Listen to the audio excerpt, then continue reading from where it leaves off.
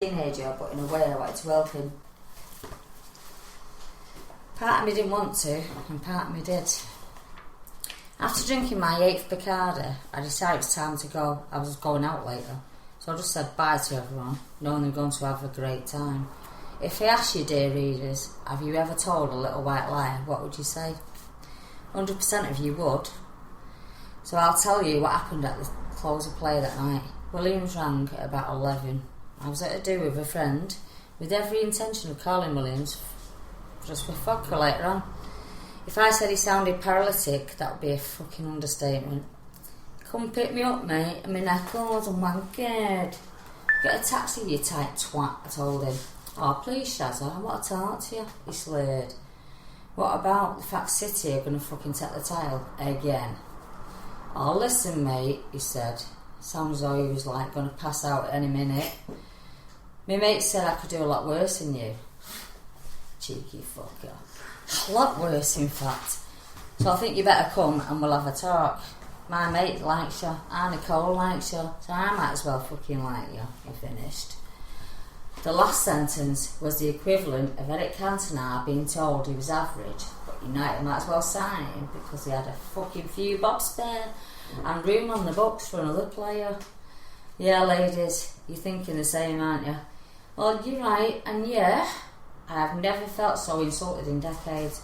Not since someone in the fucking silver screen told me I looked like a cross between Peter O'Toole and Victoria Wood. Yeah, I did tell him to fuck off. So you know what I'm going to say to you, don't you? And you'd be fucking right. I told a little white lie. I told him I'd been sick and I couldn't possibly pick him up and I was too ill to go to his, and that I promptly said goodnight. I reckon it'd be to save the embarrassment of getting there and him being asleep, or worse still, not even remembering what he'd said. Some lies are justified, aren't they? And as sure as eggs are eggs, he didn't fucking remember. But what I remembered, more than being insulted, was the respect that young man shown to his uncle. I remembered the friendship I could see in front of me around that table. And I remembered how Williams taught me to never judge a fucking book by its cover. Good thing I lied, really. I'd made my mind up that I was not going to be made a fool of. I wasn't going to be anybody else's second best. Chapter 6. Christmas time. As Christmas approached, I remember Williams asking me what was the normal time to put a tree up. He asked me how much it cost for a tree, decorations and lights. When I told him it would be about 50 quid, he said, "Fucking hell, I don't think so." And oh, there's a tree. In a voice that was on a mission. He said he didn't want his kids to be disappointed, and somehow I knew they weren't going to be. When I went the next time, there was a tree touching the ceiling, decorated with fucking baubles and lights. I asked where he got it from. Was it Tesco, our own bargain? No PLP, mate, he said. Then he went on to tell me the story.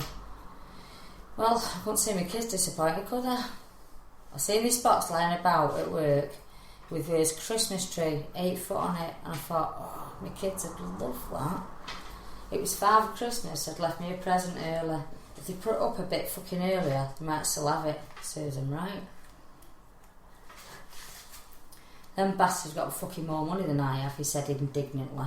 It took a few days later he texted and asked if I'd go around and wrap some presents, as that's what women's work was. And you're good at stuff doing like that, aren't you? Sexist bastard, I thought. Wrap your own fucking presents. But when he added that there was one for me, I put my foot down at about fucking 67 miles per hour down Bolton Road. I want materialistic, but I wasn't going to get something out of the bastard if it killed me.